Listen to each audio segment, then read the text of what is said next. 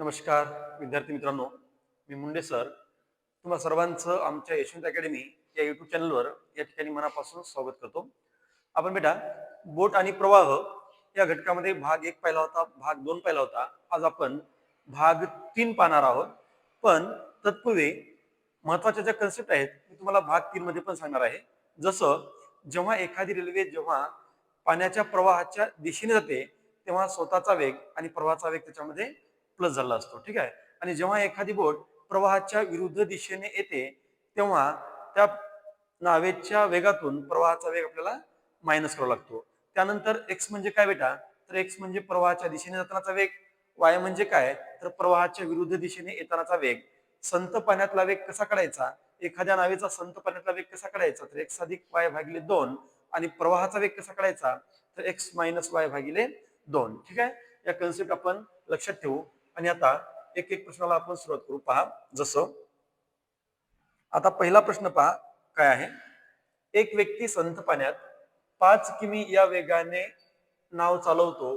जर त्याला एका ठिकाणी जाऊन परत येण्यासाठी 1 तास लागत असेल आणि प्रवाहाचा वेग 1 किलोमीटर प्रति तास असेल तर दोन ठिकाणातील अंतर किती. पाहता, दोन ठिकाणातील आपल्याला बेटा अंतर विचारलं तर दोन ठिकाणातलं अंतर आपण किती मानू, एक्स. ठीक आहे. तर दोन ठिकाणातलं अंतर आपण आता एक्स मानलं. मग आता बघा, वेळेचा फॉर्म्युला काय आहे, वेळ बरोबर अंतर भागिले काय असते, वेग आहे ना. वेळ बरोबर अंतर भागिले वेग. आता मला सांगा, या ठिकाणी ती नाव जाऊन परत किती तासामध्ये आली बेटा, 1 तासात. या ठिकाणी घ्या 1 तास. आता छेदामध्ये 60 घेण्याची गरज नाही का, तर हा जो वेळ आहे तो तासामध्ये आहे. त्यानंतर जाताना ती नाव किती अंतर गेली बेटा, एक अंतर आहे ना. जाताना ती नाव एक अंतर गेली आणि जाताना तिचा वेग कसा असेल बेटा, हे 5 आणि हा प्रवाहाचा वेग 1 म्हणजे 5 अधिक 1 किती होणार, 6. आता मी डायरेक्ट लिहितो. त्यानंतर प्लस येताना पण ती नाव तेवढंच अंतर येणार, x किलोमीटर. आणि बेटा येताना कसा वेग असेल, तर येतानाचा वेग कसा असेल, स्वतःचा वेग मायनस प्रवाहाचा वेग. म्हणजे 5 मधून 1 मायनस करा, किती असेल, 4. ठीक आहे. जाताना x अंतर 6 किमी वेगाने आणि येताना x अंतर 4 किमी वेगाने. आता हे 1 बरोबर हा गुणाकार करा, 4x प्लस 6चा आणि x चा गुणाकार किती होणार, 6x. आणि छेदामध्ये किती होणार बेटा, साइन चोक 24. ठीक आहे. त्यानंतर आता काय होईल, तर 1 बरोबर किंवा असं करा डायरेक्ट, 24 न जर आपण इकडं आलं तर 24 एक 24 आणि त्याच्यानंतर त्या दोघांची बेरीज किती होणार बेटा, 4x अधिक 6x बरोबर किती होणार, 10x. आता x बरोबर हे 24 आणि गुणाकाराचा 10 कुठे जाईल, तर भागाकारामध्ये.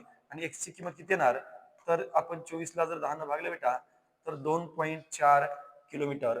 त्या दोन ठिकाणातील अंतर दिसायला पाहिजे 2.4 किलोमीटर. पहा, पर्याय नंबर किती दिसतो, 2.4 किलोमीटर. ठीक आहे. चला, पर्याय नंबर 2 आपलं उत्तर असेल.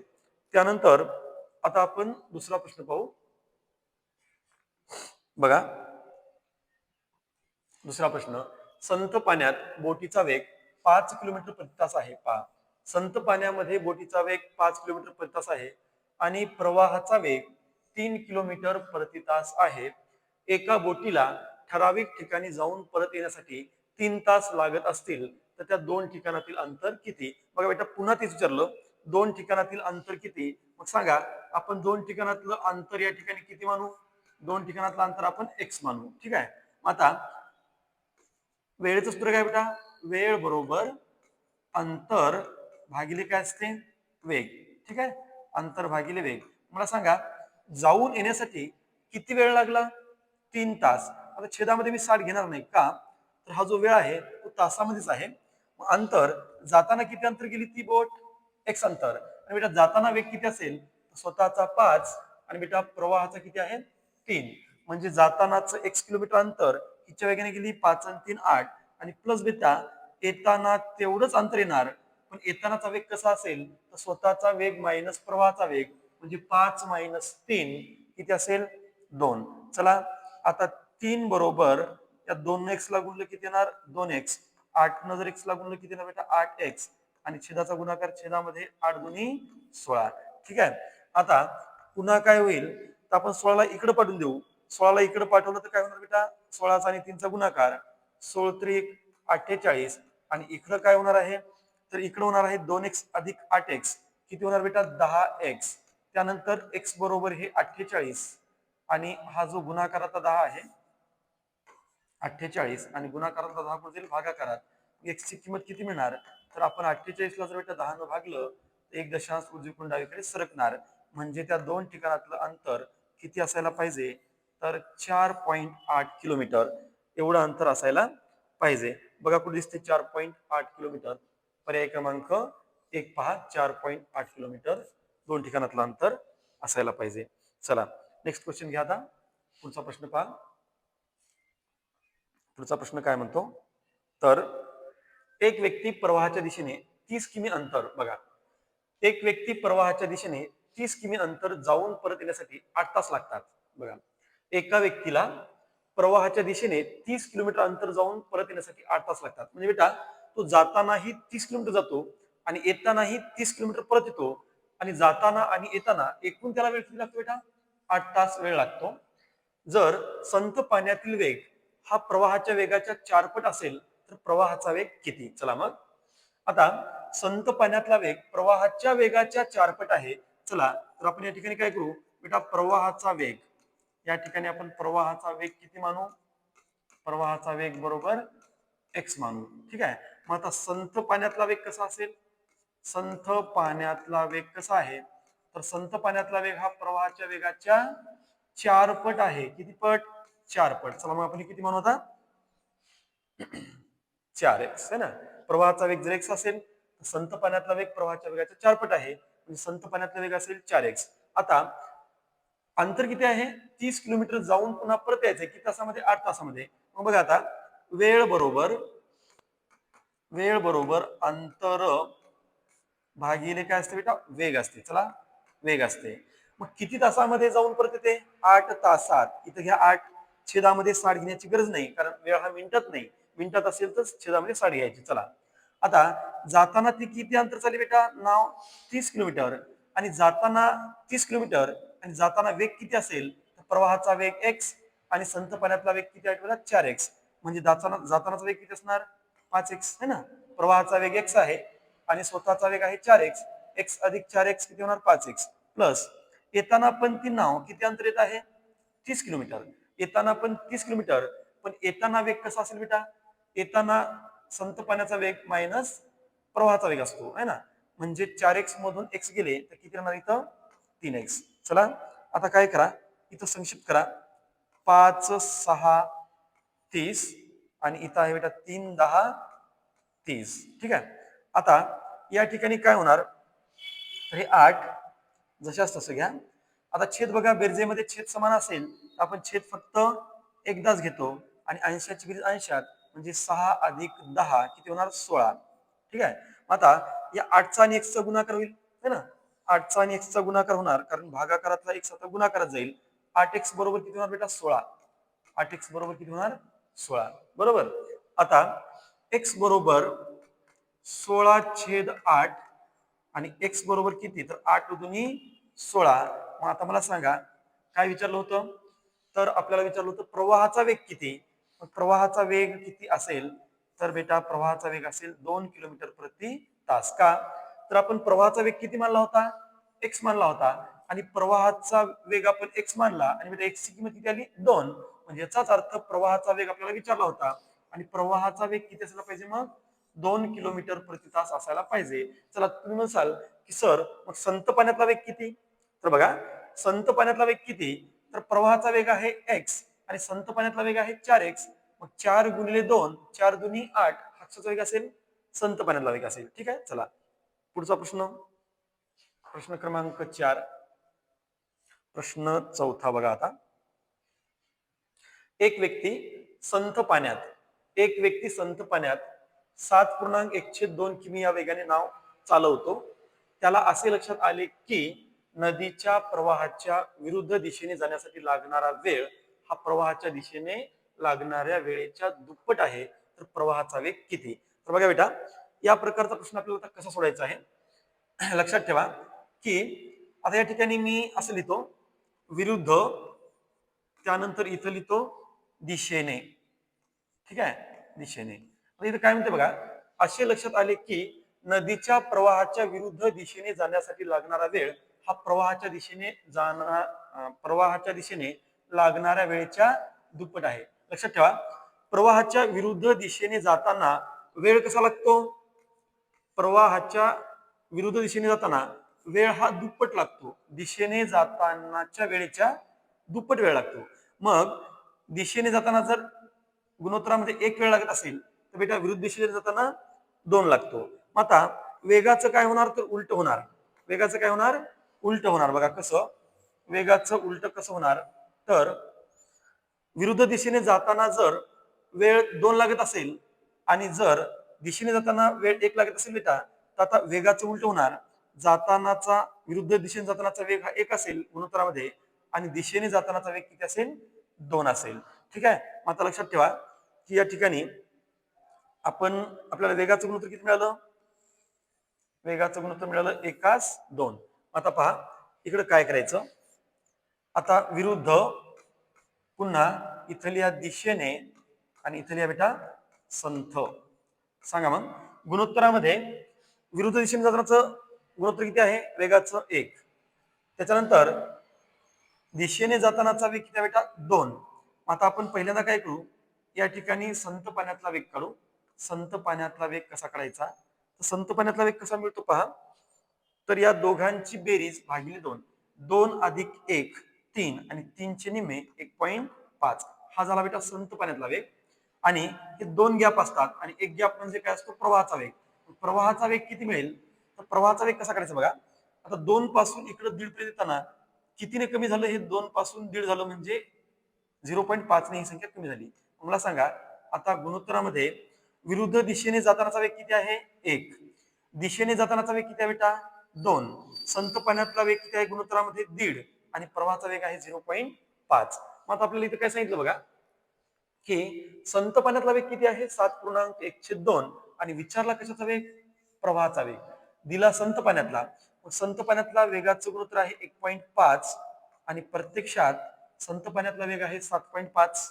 7.1/2 म्हणजे 7.5. मग 1.5 म्हणजे 7.5. तर विचारलं प्रवाहाचा वेग. प्रवाहाचा वेग आहे 0.5 म्हणजे किती? ठीक आहे. चला आता काय होणार? तर 0.5 गुणिले 7.5 आणि छेदामध्ये येईल बेटा 1. ठीक आहे. 1.5 छेदामध्ये. आता या ठिकाणी दशांश एकच आहे, या ठिकाणी दशांश एकच आहे. डायरेक्ट ते कॅन्सल होतात. 15×5 = 75 आणि 0.5 आणि 5 गुणाकार करा. 5×5 = 25 आणि 1.1 सरकवा म्हणजे प्रवाहाचा वेग किती झाला पाहिजे? तर 2.5 किलोमीटर प्रति तास म्हणजे 2.5 किलोमीटर प्रति तास हा कशाचा वेग असायला पाहिजे? प्रवाहाचा वेग असायला पाहिजे. बघा बरं पर्याय नंबर किती आहे? पर्याय नंबर 3 दिसतो. 2.5 किलोमीटर प्रति तास. चला नेक्स्ट क्वेश्चन घ्या. पुढचा प्रश्न बघा आता.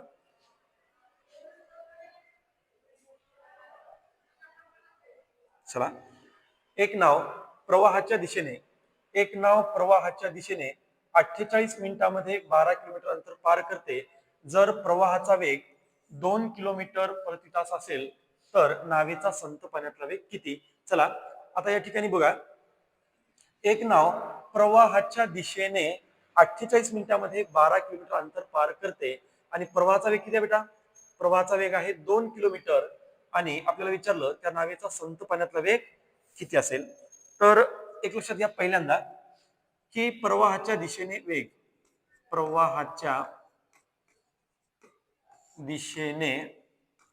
वेग किती असेल बघा. तर कसं करायचं? किती वेग बरोबर अंतर भागिले वेळ. किती अंतर? 12 किलोमीटर अंतर. किती मिनिटांमध्ये? 48 मिनिटांमध्ये. मग छेदामध्ये किती घ्या? 60. कारण अंतर कशामध्ये आहे बेटा? किलोमीटर मध्ये आणि वेळ आहे मिनिटांमध्ये. तासात करण्यासाठी छेदामध्ये 60 घ्या. मग 12 भागाकाराचा गुणाकार आणि पुढच्या संख्येचा गुणाकार व्यस्त. ठीक आहे. 12×1 = 12, 12×4 = 48 आणि बेटा या 60 ला जर 4 ने भागलं तर 15 किलोमीटर प्रति तास हा कशाचा वेग झाला? प्रवाहाच्या दिशेने जातानाचा वेग झाला. ठीक आहे. आता मला सांगा प्रवाहाचा वेग किती आहे? प्रवाहाचा वेग किती दिला बरं प्रश्नामध्ये बघा. प्रवाहाच्या दिशेने जातानाचा वेग आहे 15 किलोमीटर प्रति तास. आणि प्रवाहाचा वेग किती आहे बेटा 2 किलोमीटर प्रति तास आणि विचारला कोणता वेग संथ पाण्यातला वेग. संथ पाण्यातला वेग कसा काढायचा पहा. आता एक समजून घ्या संथ पाण्यातला वेग कसा काढायचा. तर प्रवाहाच्या दिशेने ही बोट कितीच्या वेगाने चालली 15च्या. मग प्रवाहाच्या दिशेने जर ही बोट 15च्या वेगाने जात असेल तर त्या 15 मध्ये हा प्रवाहाचा जो वेग आहे तो पण त्याच्यामध्ये ऍड आहे ना. मग चला हे 15 किलोमीटर वेगाने जात आहे प्रवाहाच्या दिशेने. मग त्याच्यातून आपण हा प्रवाहाचा वेग काय करू बेटा मायनस करू. म्हणजे 15 मधून 2 गेले तर याचा अर्थ संथ पाण्यातला वेग म्हणजे त्या नावेचा स्वतःचा वेग किती असायला पाहिजे 13 किलोमीटर प्रति तास. ठीक आहे 13 किलोमीटर प्रति तास हा असायला पाहिजे.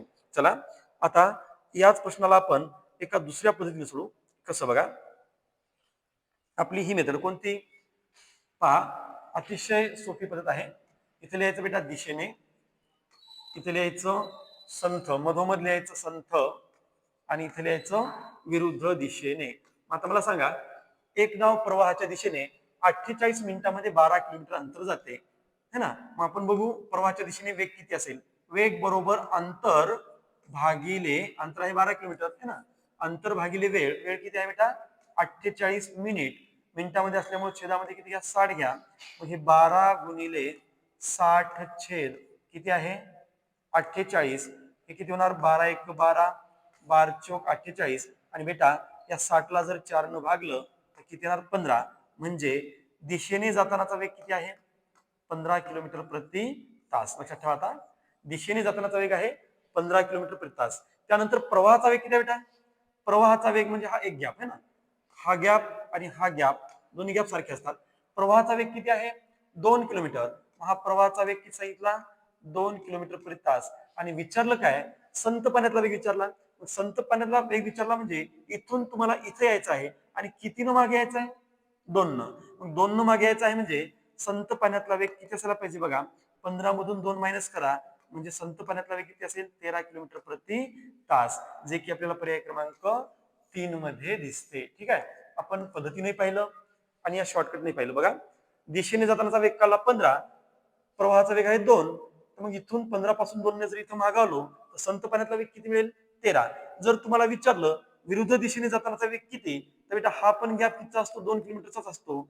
जर विरुद्ध दिशेने जातानाचा वेग विचारला 13 मधून 2 मायनस करा किती बरं 11 किलोमीटर प्रति तास हा प्रवाहाच्या विरुद्ध दिशेने जातानाचा वेग असेल. पण आपल्याला विचारलं काय होतं संत पाण्यातला वेग विचारला होता म्हणून आपलं उत्तर असायला पाहिजे 13 किलोमीटर प्रति तास. चला पुढं प्रश्न क्रमांक 6 बघा आता. प्रश्न 6 एक बोट प्रवाहाच्या दिशेने 30 किमी अंतर 2 तास 30 मिनिटात पार करते किंवा जाते है ना. बघा आता एक बोट प्रवाहाच्या दिशेने किती किलोमीटर 30 किलोमीटर अंतर 2 तास आणि 30 मिनिटात म्हणजे आपण त्याला 2.5 तासात म्हणू पार करते आणि प्रवाहाच्या विरुद्ध दिशेने तितकेच अंतर 3 तास 45 मिनिटांमध्ये पार करते तर प्रवाहाचा वेग किती असेल. ठीक आहे चला आता आपण काय करू या शॉर्टकटनेच पाहू. बघा आता अतिशय सोप्या पद्धतीने आपल्याला जायचं आहे. इथं घ्या दिशेने, इथं काय घ्यायचं इथं घ्या विरुद्ध दिशेने, इथं लिहू आपण व्ही. इथं काय लिहायचं बेटा संथ आणि हा जो गॅप असेल हा गॅप सेम असेल आणि हा गॅप कसा असेल इक्वल असेल आणि हा गॅप म्हणजेच काय तो प्रवाहाचा वेग असेल. चला आता एक बोट प्रवाहाच्या दिशेने 30 किमी 2.5 तासात.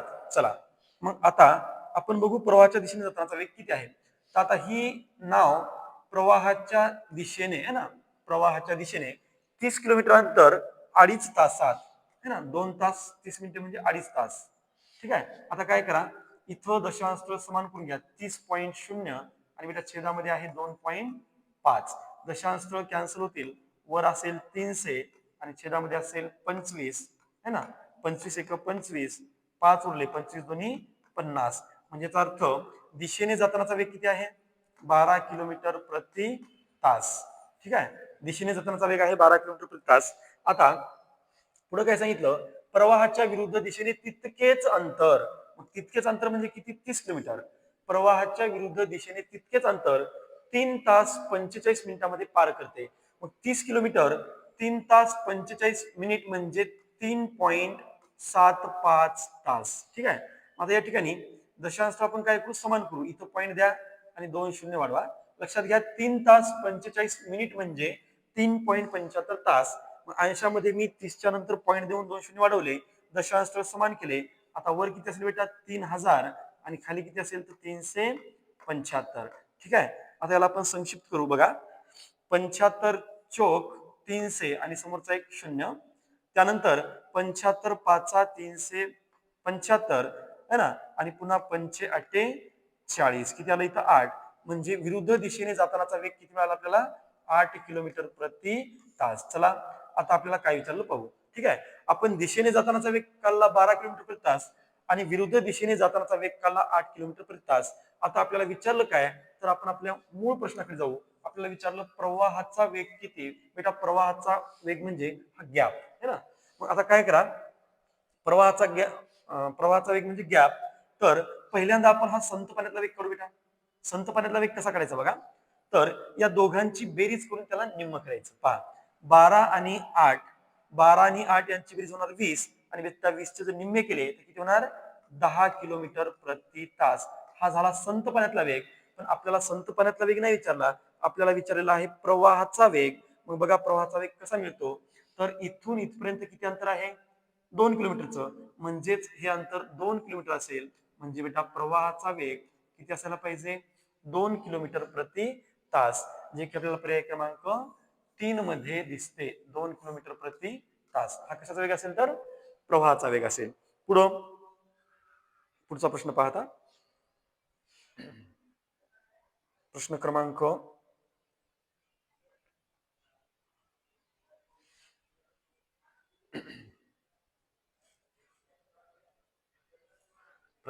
7. ठीक आहे. चला प्रश्न क्रमांक 7.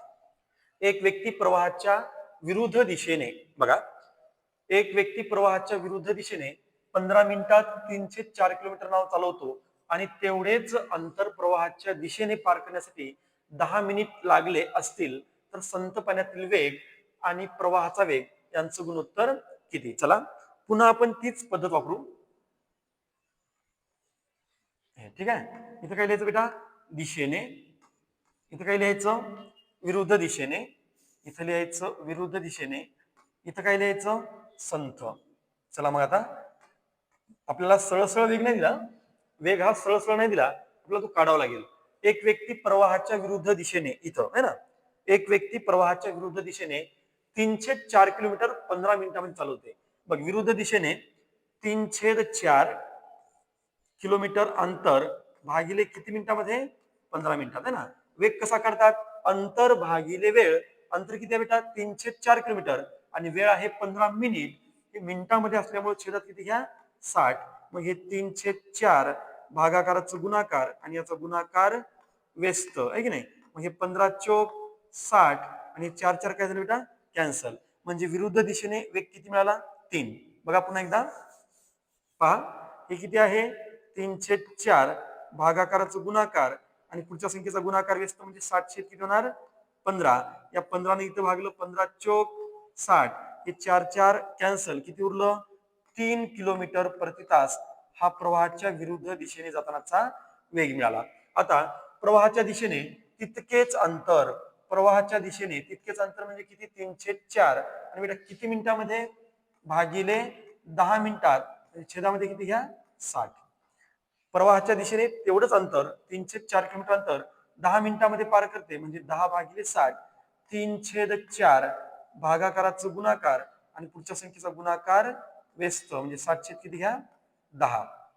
बघा आता काय होईल, तर 10 × 10, 10 × 6 60 है ना. त्यानंतर आणखीन संक्षिप्त करू आपण त्याला. पुन्हा बघा, बेदुनी 4 आणि बेत्रिक 6. त्यानंतर वर 3 त्रिक 9 आणि छेदामध्ये बेटा बे एक बे.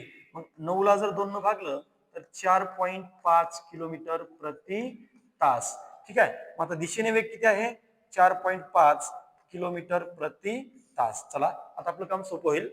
आपल्याला दिशेने जातानाचा वेग मिळाला 3 किलोमीटर आणि प्रवाहाच्या विरुद्ध दिशेने जातानाचा वेग मिळाला 4.5 किलोमीटर. आता बेटा आपण काय करू, आता आपण काढू संत पाण्यातला वेग, है ना. आपण आता काढायचं काय, तर संत पाण्यातला वेग काढायचा आणि संत पाण्यातला वेग काढल्याच्या नंतर आपण काढायचा प्रवाहाचा वेग आणि त्याच्यानंतर आपल्याला त्यांचं काय विचारलं, गुणोत्तर.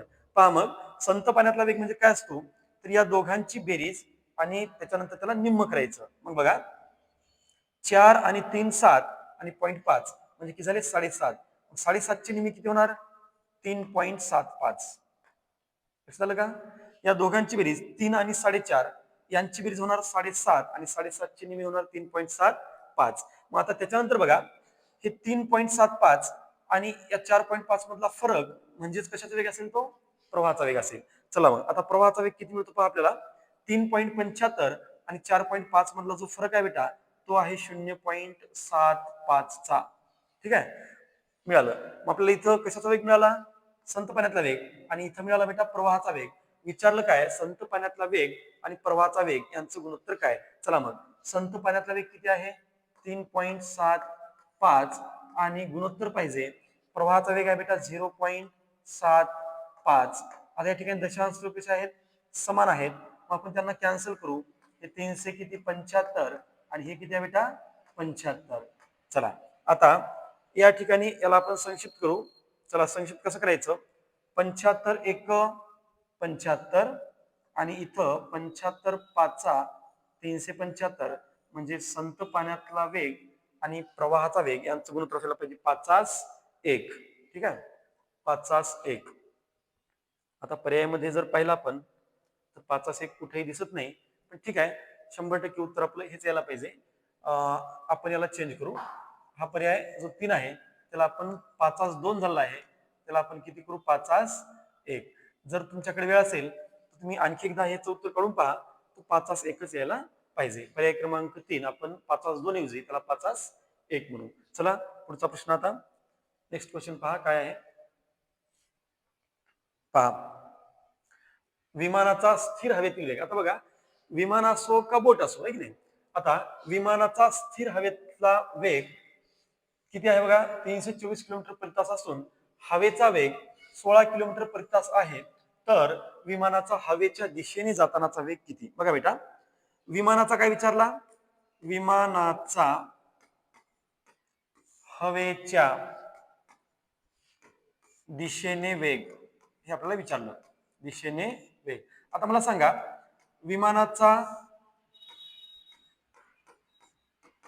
विमानाचा हवेच्या दिशेने जातानाचा वेग विचारला. मग विमानाचा स्थिर हवेतला वेग म्हणजे काय बेटा, स्वतःचा वेग 324 है ना. स्थिर हवेतला वेग म्हणजे स्वतःचा वेग, आणि बेटा हवेचा वेग किती आहे 16.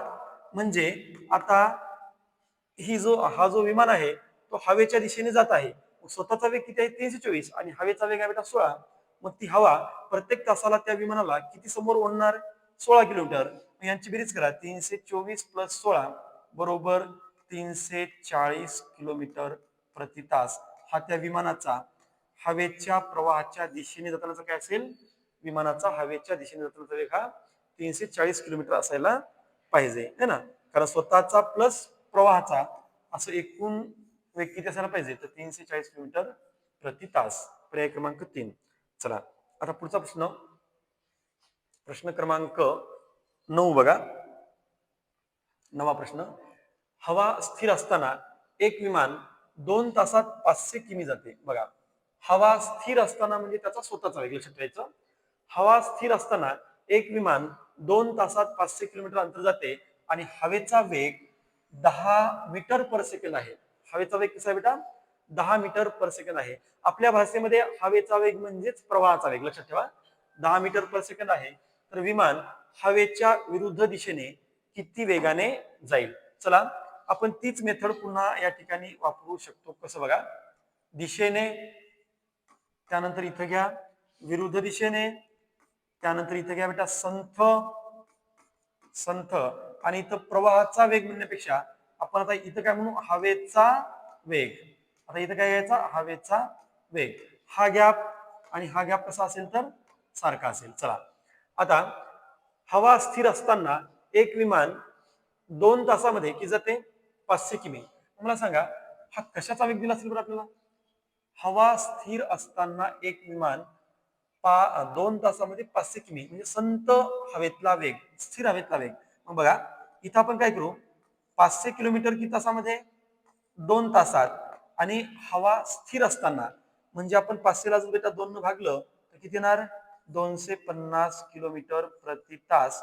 हा त्या विमानाचा कशातला वेग असेल, स्थिर हवा असताना. हवा स्थिर असताना किती असेल, 250 किलोमीटर प्रति तास. चला है ना. हवा स्थिर असताना एक विमान 2 तासामध्ये 500 किमी जाते. 2 तासामध्ये 500 किमी म्हणजे एका तासामध्ये किती जाणार, 250 किलोमीटर.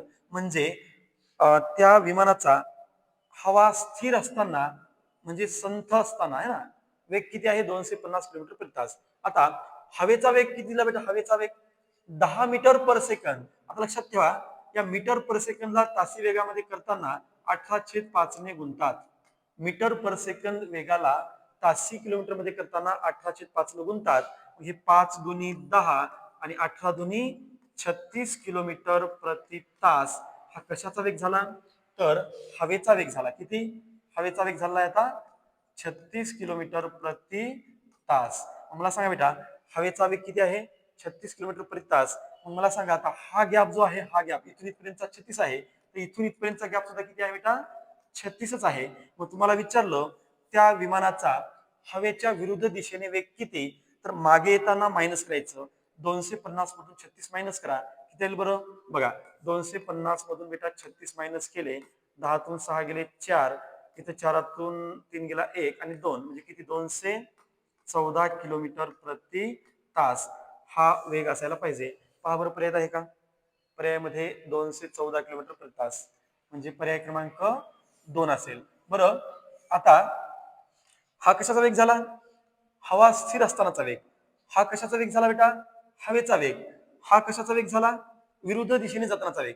या 250 मधून 36 मायनस केले तर विरुद्ध दिशेने जातानाचा वेग. जर दिशेने जातानाचा वेग, आपलं उत्तर आपल्याला मिळालं, आपलं उत्तर आपल्याला मिळालं आहे 214. पण समजा तुम्हाला जर आता मी विचारलं की दिशेने, हवेच्या दिशेने जाताना त्या विमानाचा वेग किती असेल, बेटा 250 मध्ये 36 प्लस करा, किती होणार, 260 70 80 म्हणजे 86, 286 किलोमीटर प्रति तास हा वेग असेल. पण आपल्याला याची गरज नाही. चला आपला प्रश्न होता त्याचं उत्तर आपल्याला मिळालं. पुढं प्रश्न क्रमांक 10, प्रश्न 10वा. एका हेलिकॉप्टरचा हवा स्थिर असताना वेग 100 मीटर पर सेकंद आहे. हवा स्थिर असताना म्हणजे स्वतःचा वेग, जसं की संत पाण्यातला वेग आहे ना. एका हेलिकॉप्टरचा हवा स्थिर असताना वेग 100 मीटर पर सेकंद असून हवेचा वेग 20 किलोमीटर प्रति तास आहे. तर त्या हेलिकॉप्टरचा हवेच्या विरुद्ध दिशेने वेग किती. चला आणखी आपल्याला तेच करायचं आहे. बघा हे एकच सूत्र आपल्याला वारंवार उपयोगी पडते. इथं काय लिहायचं बेटा, दिशेने, इथं लिहायचं विरुद्ध दिशेने, इथं लिहायचं संथ पाण्यातील किंवा स्थिर हवेतील है ना. आणि इथं काय असते तर हवेचा वेग असेल. आता इथं कशाचा वेग असेल, हवा, हवेचा काय असेल, वेग असेल.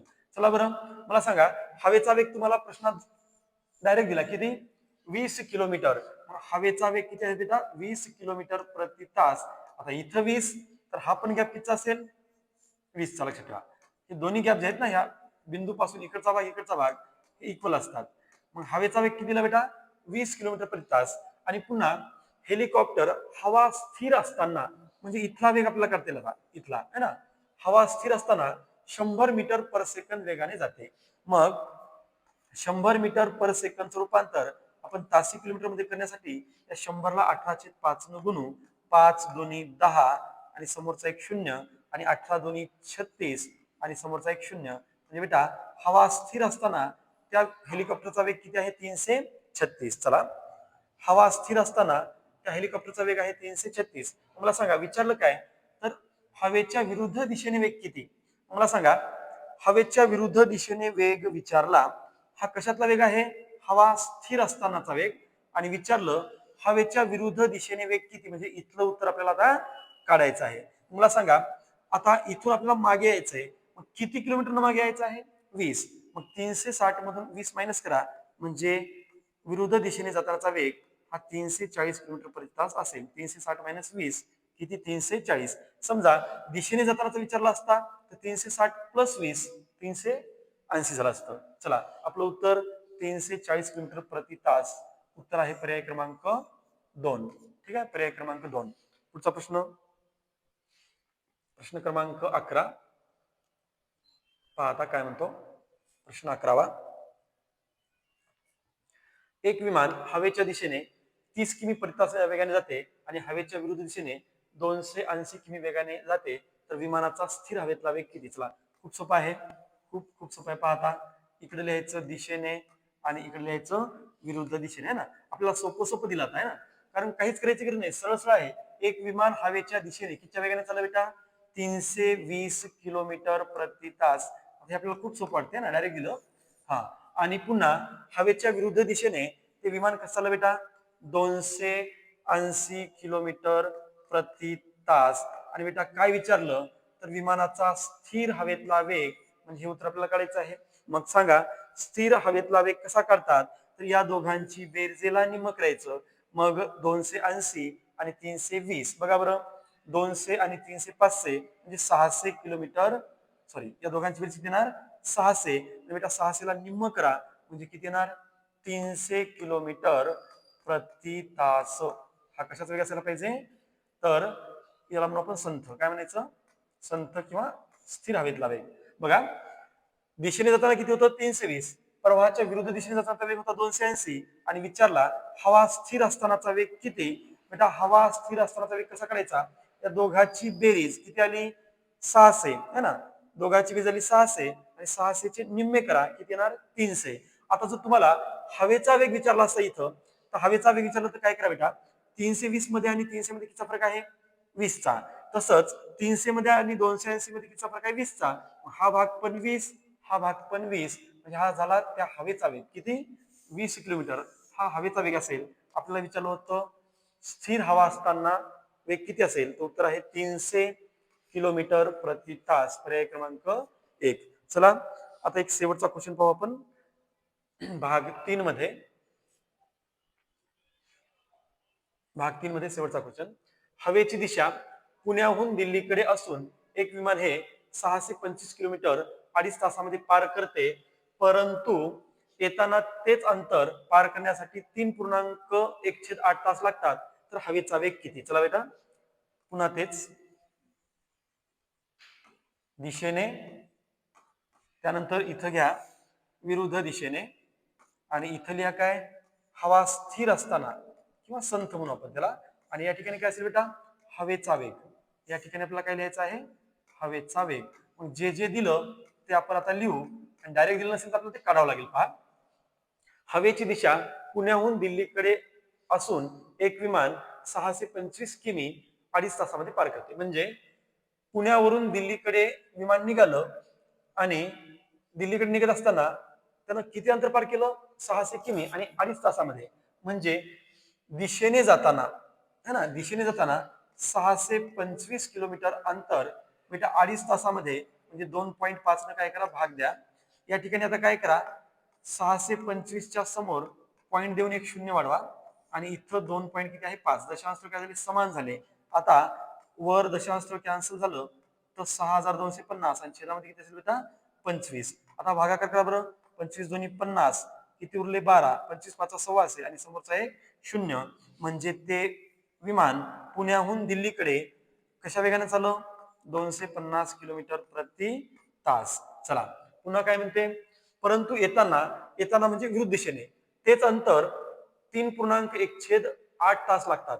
तेच अंतर म्हणजे कोणतं? येताना 625 किलोमीटर. हे अंतर किती तास लागते येण्यासाठी? 625 किलोमीटर अंतर किती तासामध्ये बेटा? 3.1/8. त्याला आपण काय करू? पूर्णांक पूर्णांकात करू, सॉरी अंशाधिक पूर्णांकात. म्हणजे 8 ला 8, 8 × 24 आणि 25. ठीक आहे, म्हणजे 625 किलोमीटर अंतर येताना 25/8 तासात. तर काय करा? 625 भागाकाराचा गुणाकार आणि बेटा गुणाकार व्यस्त. 25 न जर आपण 625 ला तोललं तर त्याचा वर्ग आहे, भागाकार येईल 25 आणि 25 8 200. म्हणजे दिल्लीकडून पुण्याकडे येताना विरुद्ध दिशेने ते कितीच्या वेगाने आलं बेटा? 200 किलोमीटर प्रति तास. चला आपल्याला विचारलं काय हवेचा वेग. हवेचा वेग विचारल्यास काय करायचं बघा. हवेचा जर वेग विचारला असेल बेटा तर या दोघातला फरक, या दोघातला काय करायचा फरक. मला सांगा दोघातला फरक किती येईल. तर 250 मधून 200 मायनस करा किती येईल 50. आणि बेटा 50 ला निम्म करा म्हणजे तो हवेचा वेग किती असायला पाहिजे 25 किलोमीटर प्रति तास, जे की आपल्याला पर्याय क्रमांक 2 मध्ये दिसते 25 किलोमीटर प्रति तास. तर विद्यार्थी मित्रांनो आपण बोट आणि प्रवाह या घटकामध्ये भाग 1 पाहिला, भाग 2 पाहिला आणि भाग 3 पाहिला. जर तुम्हाला हा घटक पूर्णपणे समजून घ्यायचा असेल तर या ठिकाणी तुम्हाला भाग 1 बघणं गरजेचं आहे, भाग 2 सुद्धा पाहणं गरजेचं आहे आणि भाग 3 सुद्धा पाहणं गरजेचं आहे. का तर पुढचा प्रश्न हा मागच्या प्रश्नावर डिपेंड आहे. त्याच्यामुळं तुम्ही भाग 1 पाहिल्याच्या नंतर नक्कीच तुम्हाला भाग 2 कळेल आणि भाग 1 आणि भाग 2 पाहिल्याच्या नंतर नक्कीच तुम्हाला भाग 3 पण कळणार आहे. परंतु तुम्ही जर डायरेक्ट भाग 3 लाच पाहिलं तर तुम्हाला मागचे 2 भाग पाहिले नसल्यामुळं हा तिसरा भाग समजण्यासाठी थोडासा अवघड जाईल. त्यामुळं आमच्या युट्यूब चॅनलला जर आपण सबस्क्राईब केलं नसेल तर आमच्या यशवंत अकॅडमी या युट्यूब चॅनलला लाईक करा, शेअर करा आणि सबस्क्राईब करा. धन्यवाद.